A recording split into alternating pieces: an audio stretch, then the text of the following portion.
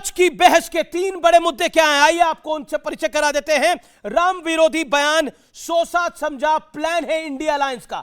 उस अलायंस को लगता है कि अगर राम विरोधी बयान देंगे तो क्या वोट बढ़ जाएंगे।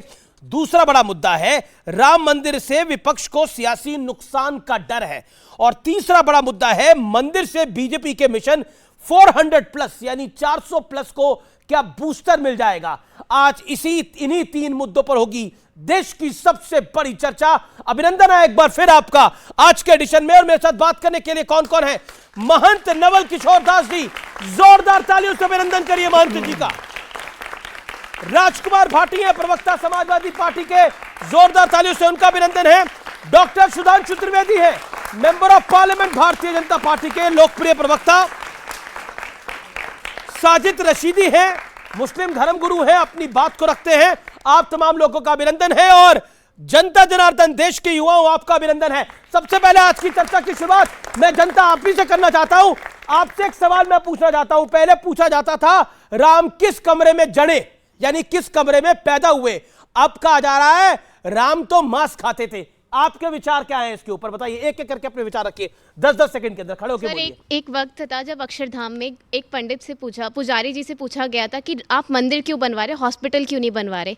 तब पुजारी जी ने एक अच्छा जवाब दिया था और कहा था कि इस मंदिर में वो लोग आएंगे जिन्हें प्रेरणा मिलेगी और शांति मिलेगी कि वो ऐसे हजारों अस्पताल खड़े कर पाएंगे। जी जी, आप कुछ कहना चाहती हैं? सर, तेजस्वी यादव जी का बयान था कि कोई बीमार होगा तो हम अस्पताल क्यों नहीं जाएंगे। अरे जब कोई पेशेंट अस्पताल जाता है उसके बाद भी उसके घर वाले मंदिर ही जाके प्रार्थना करते हैं कि भगवान मुझे सही कर दीजिए, मेरे बेटे को सही कर दीजिए। जी जी जी जी, और कोई अपनी बात रखना चाहता है इस तरफ से? जी जी जी सर, रामायण में गोस्वामी तुलसीदास जी ने एक चौपाई लिखी थी, जाके प्रिय न राम भई देहि तजौ ताई कोटि बहरी सम जद्दप परम से नहीं। जिसको राम से प्यार नहीं उसको इस तरीके से परित्याग कर दो जैसे प्रहलाद ने अपने पिता का परित्याग कर दिया था, जैसे आपने देखा कि भरत ने अपनी माता का परित्याग कर दिया था, विभीषण ने अपने भाई का परित्याग कर दिया था। तो आज देश की जनता अगर इंडिया अलायंस का परित्याग कर रही है तो इन लोगों को मिर्ची क्यों लग रही है। और सर दूसरी बात मैं एक चीज कहना चाहता हूँ, जो लोग राम के अस्तित्व पर सवाल उठा रहे हैं, एक कागज को टुकड़े को छोड़ दिया जाए तो तुम्हारे पास क्या सबूत है, तुम कहां पैदा हुए, कैसे साबित करोगे।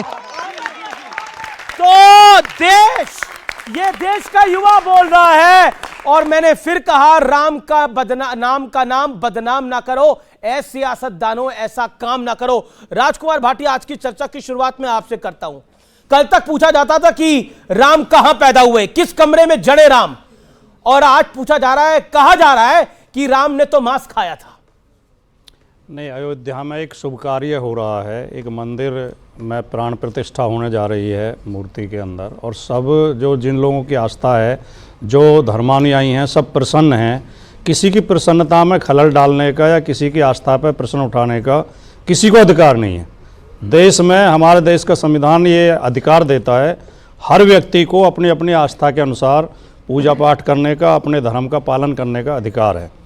लेकिन इस तरह के विवाद उठाने में सबसे बड़ी भूमिका चैनलों की है, न्यूज़ चैनलों की। अच्छा। और आप जिस तरह आप शुरू होते ही आप उसे राजनीतिक रूप दे देते हैं।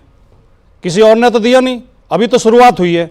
आपने कहा कि राम मंदिर के कारण भारतीय जनता पार्टी जो 400 का आंकड़ा छूने जा रही है उसमें विरोध कर रहे हैं। अगर ये कहा जाएगा कि राम मंदिर के कारण किसी का वोट बढ़ रहा है या किसी को राजनीतिक नुकसान हो रहा है तो राजनीतिक पार्टियों की मजबूरी हो जाएगी बोलना। अगर वो नहीं बोलेंगे तो राजनीति कैसे करेंगे। तो मेरा निवेदन ये है, मतलब आप बोले हम दिखाए नहीं। नहीं कह रहे हैं हम बोलते रहे, आप दिखाइए मत। हम राम का नाम बदनाम करते रहे, हम रामलला से पूछते रहे तुम कहां पैदा हुए, आप दिखाइए मत। हम बोले कि भगवान राम ने मांस खाया, आप दिखाइए मत। यही चाह रहे हैं आप? मैं जवाब तो दे रहा था, मैं तो कह रहा था जी। जब ये आस्था का प्रश्न है, जब ये धार्मिक प्रश्न है, जब ये प्रभु का प्रश्न है, तो आप भी आस्था और धर्म और प्रभु पर ही बने रहो। ठीक है, आप राजनीति पे क्यों जाते हो। किसी राजनीतिक व्यक्ति ने ये नहीं कहा कि इससे हमारी वोट घटेंगी या किसी की वोट बढ़ेंगी या बढ़नी चाहिए, घटनी चाहिए। ये तो आपने उठाया, मैंने इसलिए प्रश्न उठाया कि चैनलों को भी डिबेट करते समय थोड़े धैर्य का, थोड़े अनुशासन का पालन करना चाहिए, अनुशासन का और इसको राजनीतिक रूप नहीं देना चाहिए। लेकिन नेता बोले गम का दिन है, कोई बोले हिंदू धर्म धोखा है, वो सब अनुशासन और धैर्य का पालन कर रहे हैं। सुधांशु त्रिवेदी, आप बीजेपी के मिशन को बूस्टर डोज देने के लिए राम का नाम यूज कर रहे हैं, पॉलिटिकली यूज कर रहे हैं। देखिए, मैं भाटी जी की एक बात पे कहना चाहूंगा, क्या विचित्र तर्क है। एक समाजवादी पार्टी का महासचिव कैमरे के सामने बोलेगा और फिर कहेगा कि वो राजनीतिक रूप कोई और दे रहा है।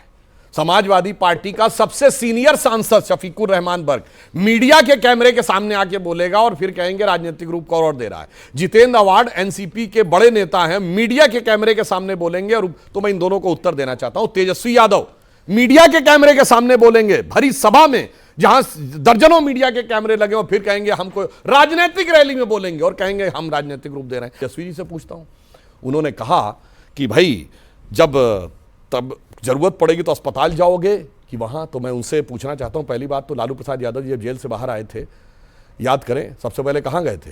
हनुमान जी के मंदिर गए थे, अस्पताल नहीं गए थे। फिर भी भाई अस्पताल से तो मंदिर ऊपर है, और ये मैं सब प्रमाण बोल रहा हूं। ये बताइए, जब दवा काम करना बंद करती थी डॉक्टर क्या कहता, आप दुआ करिए जाके।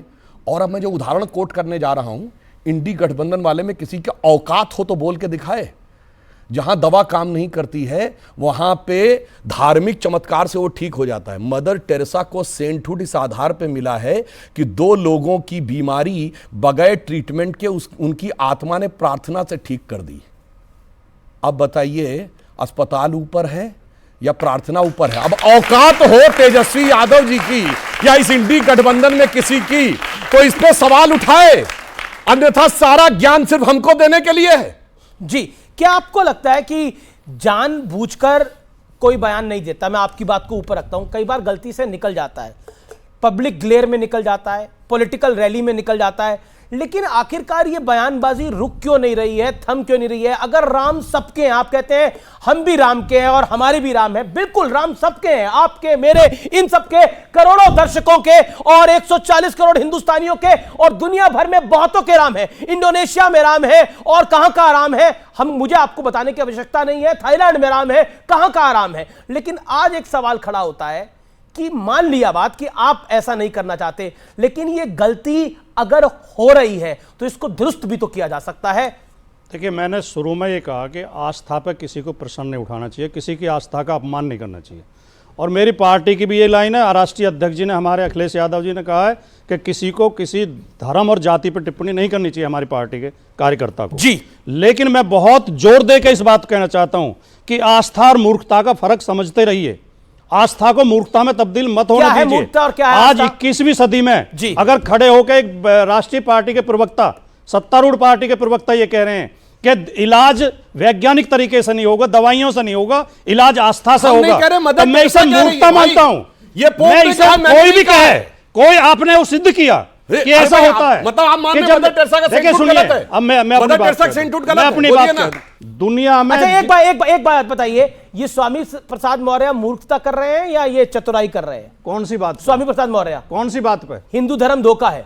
नहीं, ये बाबा साहब अम्बेडकर नहीं, उन्होंने बोला बाबा साहब अम्बेडकर ने हिंदू धर्म धोखा है। बाबा साहब बताइए कहां बोला? बाबा साहब कमाल की बात करें, बाबा साहब अम्बेडकर ने कभी हिंदू धर्म को धोखा नहीं कहा। एनिहिलेशन ऑफ कास्ट पढ़िए उनका। नहीं, उन्होंने हिंदू धर्म को धोखा नहीं कहा। पढ़िए मेरे प्रतिज्ञाएं पढ़िए आप। उन्होंने इस्लाम के बारे में जो पढ़ा वो बोलिए। नहीं, मैं उस बात को नहीं बहस कर रहा, वो मेरे, हाँ, इस्लाम के बारे में जो बोला वो आप बता दो। लेकिन मैं कहना ये चाहता हूं, देखिए सुनिए, देश में या दुनिया में जितनी गंभीर बीमारियां आई, चाहे पोलियो हो, चाहे चेचक हो, चाहे अभी कोरोना आई, चाहे और बीमारी थी, उन सब की दवाइयां विज्ञान ने खोजी है। प्रार्थनाओं से, मंत्रों से कोई बीमारी ठीक नहीं हुई है और ना होती है। चेचक के लिए हम हमेशा उसे माता कह के पूजते रहे, उसके लिए हम प्रार्थना करते रहे, पूजा पाठ करते रहे, लेकिन चेचक का टीका जब डॉक्टर जेनर ने उसकी खोज की, उससे चेचक खत्म हो गई, पोलियो खत्म हो गया दुनिया से, उसे हम ग्रहण बताते हैं। कहना क्या चाह रहे हैं आप? इस बात आप हम ये कहना चाहते हैं, कर रहे हैं, हम ये आप तेजस्वी यादव का समर्थन कर रहे हैं कि राम मंदिर की जगह अस्पताल होना चाहिए था। तेजस्वी यादव ने ये नहीं कहा। फिर क्या कहा उन्होंने? तेजस्वी यादव ने कहा राम मंदिर जाऊंगे, अस्पताल जाऊंगे। यादव ने ये कहा कि अगर राम मंदिर जाएंगे तो अस्पताल जाने की जरूरत ही नहीं पड़ेगी भाई। तेजस्वी यादव ने ये नहीं कहा, आप गलत कोट कर रहे हैं। तेजस्वी यादव ने कहा कि मंदिर के चक्कर में अस्पताल और कॉलेज का महत्व मत भूलो। उन्होंने ये नहीं बोला, अस्पताल और स्कूल की जरूरत, उनके भाव यही थे। हमें बहुत जमाने में बहुत ज्ञान दिया गया था, जब तक मंदिर का निर्णय नहीं आया था कि साहब उस जगह पे अस्पताल बनवा दो, लाइब्रेरी बनवा दो, स्मारक बनवा दो। अब इन्होंने कहा तो मैं तेजस्वी जी से अपेक्षा करूंगा